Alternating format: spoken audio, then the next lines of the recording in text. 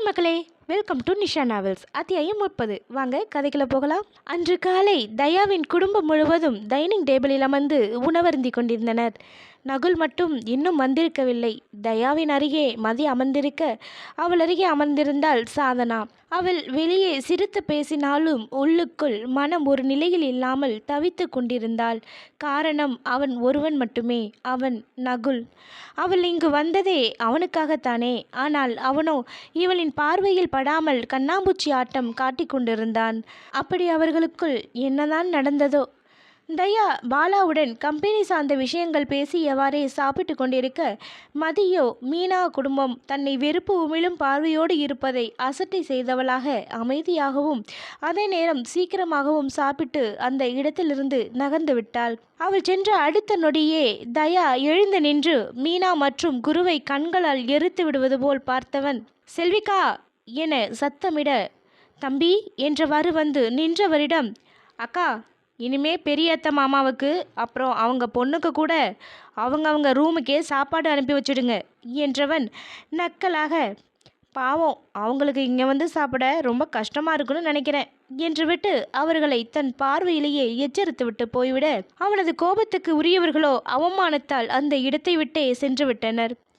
பின்னே என்னதான் அவளை பாராது பாலாவிடம் உரையாடினாலும் தன் மனையாளின் உள்ளத்தை முழுவதும் அறிந்தவனாயிற்றே. அது மட்டுமின்றி அங்கு நடந்ததை அவனும் தானே தன் கடைக்கண்ணால் பார்த்தான். இதற்கு மேலும் சும்மாவா இருப்பான்? பாலா மனதில் நிம்மதியாக உணர்ந்தான் என்றால் அவனது தாய் கோமதியோ தன் கணவன் மற்றும் மகனை முறைத்தபடி அங்கிருந்து எழுந்து சென்றார். அங்கிருந்த சாதனா மற்றும் அவளது குடும்பம் அந்நொடி சங்கடமாக உணர, மூர்த்தி அவர்களிடம், நீங்கள் இதை பெருசாக எடுத்துக்க வேண்டாம், நடந்த விஷயங்களெல்லாம் உங்களுக்கு தெரியும் தானே, மதி அவங்களுக்கு பிடிக்கலை, அதான் இப்படியெல்லாம், நீங்கள் சாப்பிடுங்க என்று சொல்ல, கோதை அவருக்கு தன் விழி வாயிலாக நன்றியை தெரிவித்தார்.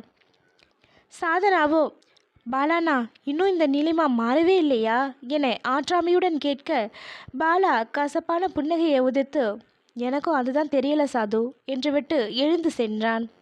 மற்றவர்களும் ஒவ்வொருவராக சாப்பிட்டு எழுந்து செல்ல, சாதனா எதையெதையோ யோசித்தவாறே அங்கேயே அமர்ந்திருந்தவள் பின் எழுந்து போகும் நேரம் சரியாக மாடியிலிருந்து இறங்கி வந்தான் நகுலன். சாதனா அவனை கண்டு மீண்டும் அமர்ந்துவிட, அங்கு வந்தவனோ அங்கிருந்தவளை பார்த்ததும் ஒரு நொடி தயங்கியவன் பின் சற்று தள்ளி அமர்ந்து தானே உணவை எடுத்து வைத்து சாப்பிட ஆரம்பித்தான். அவளை தவிர்க்க நினைத்துதான் சற்று தாமதமாகவே சாப்பிட வந்தான். ஆனால் அவள் அங்குதான் இருப்பாள் என அவன் எதிர்பார்க்கவில்லை போலும். சாதனா சாப்பிடும் அவனையே தான் பார்த்திருந்தாள். ஆனால் அவனோ அவள் ஒருத்தி அங்கு இருப்பதையே மறந்து போனான். அவளை சற்றும் ஏறெடுத்தும் பாராமல் சாப்பிட்டு கொண்டிருக்க அவளுக்கோ கண்கள் எல்லாம் கலங்கிவிட்டது. இருந்தும் அவள் அவனது முகத்தையே பார்த்திருக்க, இதுவரை தன் வேலையை செவ்வனே செய்து கொண்டிருந்த அவனது கைகள் சடன் பிரேக்கிட்டு நின்றது போல் உணவை அல்லாமல் அப்படியே நின்றுவிட்டது. சாதனா தைரியத்தை வரவழைத்து கொண்டு அத்தா என அழைப்பை முடிப்பதற்குள்ளாகவே அந்த இடத்தை விட்டு காலி செய்தான் அவன். சாதனா பொங்கி வந்த அழுகையை யாரும் பார்க்காதவாறு தன் தொண்டைக்குழிக்குள்ளேயே வைத்து அழுத்தி கொண்டாள். அன்று ஒரு நாள் மதி நகுலிடம், உனக்கும் சாதனாவுக்கும் என்ன பிரச்சனை என கேட்டிட, அதிர்ந்த நகுல் பின் தன் மனதை மறைத்து, பிரச்சனையா, அதெல்லாம் எதுவும் இல்லையே என போய் உரைத்திட, மதியோ சத்தமாக சிரித்து, நீ சொன்னதை நான் நம்ப மாட்டேன்னு உனக்கே தெரியும் குழந்து என்றவள், உனக்கே என்கிட்ட எப்போ சொல்லணும்னு தோணுதோ அப்போ சொல்லு, அது வரைக்கும் இதை பற்றி நான் கேட்க மாட்டேன். ஆனால் ஒன்று மட்டும் சொல்கிறேன், சாதனாவை எனக்கு ரொம்ப பிடிச்சிருக்கு, நீ அவளோட கொஞ்ச நேரம் பேசினாலே எல்லாம் சரியாகிடும்னு தோணுது என லேசாக பொறியை கிளப்பி விட்டு செல்ல, நகுலோ அவள் சொன்னதை புரிந்து கொண்டாலும் தன் வீம்பை விட்டு தள்ளாது ஆரம்ப புள்ளியிலேயே நின்று கொண்டிருந்தான். தயாமதி ஒரு பக்கம் என்றால் மறுபக்கம் நகுல் சாதனா என இவர்களுக்குள்ளேயே காதல் போர் நடந்து கொண்டிருக்க, ராஜு என்ற ஒருவனுக்கோ காதல் என்ற அத்தியாயத்தில் நுழைவதற்கு முன்பாகவே போர் புரிய ஆரம்பித்து விட்டான். அன்றைய தினம் ராஜு கம்பெனிக்கு செல்ல கிளம்பி கீழே வந்தவன், அப்பா நேரமாச்சு சாப்பிட வாங்க என்றவாறே இருவருக்குமான தட்டை எடுத்து வைத்தவனுக்கு தனது தந்தையிடமிருந்து எந்த பதிலும் வராமல் இருக்க, அப்பா என்றபடியே அவரது அறைக்குள் நுழைய அவரோ சாய்வு நாற்காலில் அமர்ந்து ஆழ்ந்த யோசனையில் இருந்தார். ராஜு புரியாமல் அப்பா என அவரின் தோளில் அழுத்தம் கொடுக்க, தன் நினைவிலிருந்து வெளிவந்தவராக தன் அருகில் நிற்கும் ராஜுவை பார்த்து, என்னப்பா கம்பெனிக்கு கிளம்பிட்டியா என அவனது உடையை பார்த்துவிட்டு கேட்க, அதெல்லாம் இருக்கட்டும், நான் கூப்பிட்டது கூட காதில் விழலை, அப்படி என்ன பலமான யோசனை என்றதும் சங்கர் ஒரு நிமிடம் கண்களை மூடி திறந்தவர், நான் நேற்று தயா வீட்டுக்கு போனேன்ல என நிறுத்தவும் ராஜு எதையோ யூகித்தவாறே அமைதியாக கேட்டு நின்றான். அங்கே அந்த பொண்ணு, அந்த தாரா பொண்ணு மாதிரியே இப்போ வந்த மதி பொண்ணும் உன்னை ராசுன்னு கூப்பிட்டா பாரு. அந்த நிமிஷம் எனக்கு இதயமே நின்று துடிச்சது மாதிரி இருந்துச்சுப்பா என கரகரத்த குரலில் சொல்ல ராஜு தன் தந்தையின் முன்னே மண்டியிட்டு அமர்ந்தவன், அப்பா என மெதுவாக அழைக்க சங்கர் தன் முகனின் முகத்தையே பார்த்தவர் எதையோ கண்டுபிடித்தவராக, டேய் அப்போ அந்த பொண்ணு என முடிக்காமல் உணர்ச்சி மிகுதியில் நிறுத்த ராஜு தன் கண்களில் துளிர்த்த நீருடனும் உதட்டில் நிறைந்த புன்னகையுடனும் மெல்ல தலையசைத்து, ஆமாம்ப்பா, அவள் வேறு யாரும் இல்லை, நம்மளோட தாராதான், என்னோட அம்முதான்ப்பா என்றதுதான் சங்கர் வேகம் கொண்டு எழுந்தவர், ராஜா என்னடா சொல்கிற, நீ சொல்கிறது உண்மையா? அவள் தாராவா? அவள் உயிரோடு தான் இருக்காளா?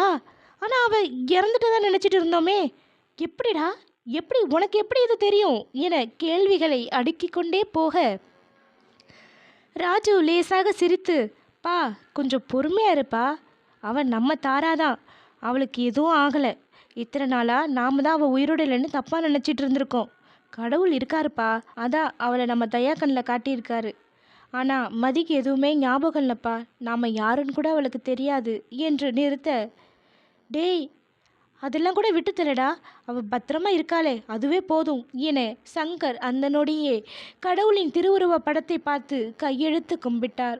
அப்புறம்ப்பா இந்த விஷயம் வேற யாருக்கும் தெரியாது, இதில் நிறைய பிரச்சனை வேற இருக்குது, எல்லாத்தையும் தயா சரி பண்ணிடுவான், ஆனாலும் அது வரைக்கும் இதை பற்றி வெளியில் தெரியாமல் இருக்கணும் என்றிட அதை ஆமோதித்து தலையாட்டினார் சங்கர். சரி சரி, இனிமே உன் மகன் வந்ததும் என்ன மறந்துடாத, வா எனக்கு பசிக்குது, கம்பெனிக்கு வேற நேரம் ஆகுது என்றவனை பார்த்து மனம் நிறைய சிரித்தவர், பொடா ராஸ்கல் என தன் மகனை பொய்யாக முறைத்து சந்தோஷம் கொண்டார். ராஜு சாப்பிட்டு முடித்து தந்தையிடமிருந்து விடைபெற்று கம்பெனிக்கு கிளம்பினான். வரும் வழியில் சிக்னலில் நிற்கும் போது எதேச்சையாக திரும்பியவனின் கண்களில் மாட்டிக்கொண்டாள் அபி. அபி அவனின் நேர் பக்கவாட்டில் ஒரு ஷேர் ஆட்டோவில் அமர்ந்திருந்தாள். அதிலும் அந்த ஆட்டோவில் பாதி பேர் ஆண்களாக இருக்க அபி ரொம்பவே ஒடுங்கி அமர்ந்து கொள்ள படாத பாடுபட்டு கொண்டிருந்தாள். இதை கண்ட ராஜுவுக்கோ ஏகத்துக்கும் கோபம் வந்து தொலைத்தது.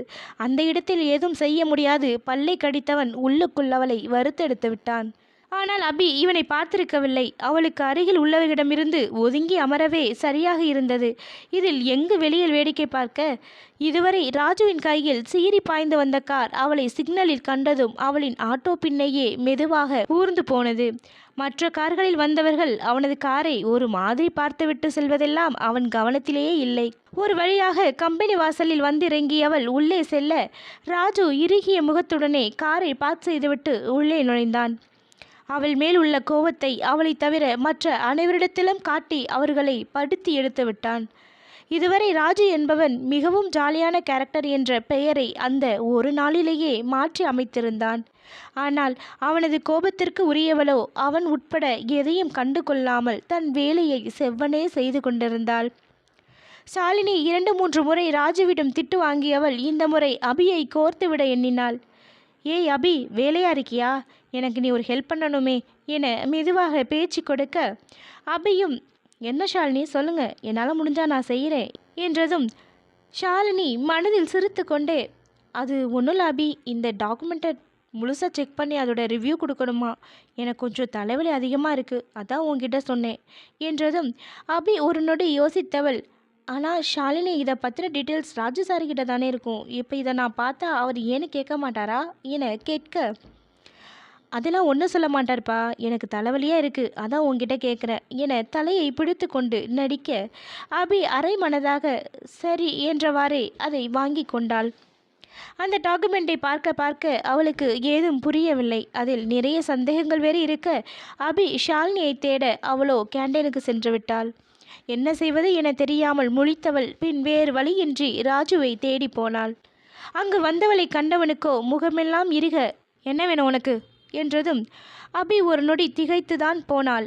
என்றும் இல்லாத அவனது குரல் மாற்றத்தில் அவனுக்கு பதில் சொல்லாமல் நிற்க ராஜு உச்சக்கட்ட கோபத்தில் தன் மேசையில் இருந்த கண்ணாடி வெட்டை தூக்கி அடிக்க அது சில்லு சில்லாக உடைந்து சிதறியது. அபி இன்னும் திகைத்து போய் நின்றாள். அவனின் இந்த கோபத்தை இதற்கு முன் இப்படி கண்டதில்லை அவள்.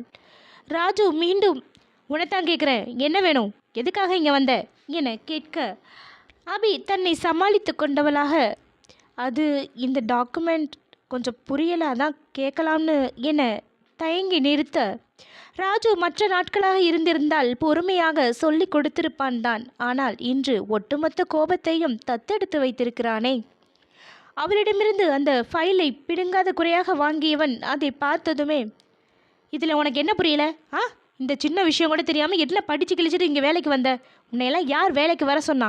எல்லா வேலையும் நாங்களே சொல்லி கொடுத்தா நீங்கள் வேறு என்ன வேலை தான் செய்வீங்க? சே, யூஸ்லெஸ் என அந்த ஃபைலை தூக்கி போட்டவன், போ, இந்த வேலைக்கெல்லாம் உனக்கு கொஞ்சம் கூட தகுதியே இல்லை, முதல்ல வெளில போ என சொன்னதுதான் தாமதம்.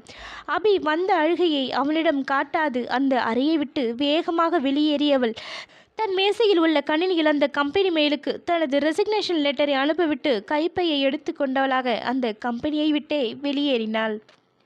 அதே நேரம் தயாவினது அருகில் இருந்த மதியோ அபியின் மெயிலை பார்த்து அதிர்ந்தவளாக அபியை தேட அவள் அங்கு இல்லாததை கண்டு ராஜுவை தேடி வந்தாள். ராசு என்று அழைத்தபடியே உள்ளே வர அவளின் அழைப்பில் இதுவரை இருந்த இறுக்கம் விலகி ராஜு சற்று அமைதியானான். வாமோ என்றவனிடம், ராசு நீ மெயில் செக் பண்ணியா என்றதும் ராஜு புரியாமல், ஏமோ என்னாச்சு என கேட்டபடியே மெயிலை ஓப்பன் செய்து பார்க்க அவனது விழிகள் இரண்டும் அசைவின்றி நின்றது. மதி அவனை கவனியாது, ராசு அபியை இங்கே காணோம், இந்த மாதிரி மெயில் வேற போட்டிருக்கா, எனக்கு எதுவும் புரியலை, காலையில் கூட நல்லா தான் பேசிகிட்டு இருந்தா, ஆனால் இப்போ திடீர்னு இப்படி வேலையை விட்டு ஏன் போனா என புலம்ப ராஜுவுக்கு அனைத்தும் தன்னால் தான் என விளங்கியது. அடுத்த பாகத்தில் சந்திப்போம். நன்றி.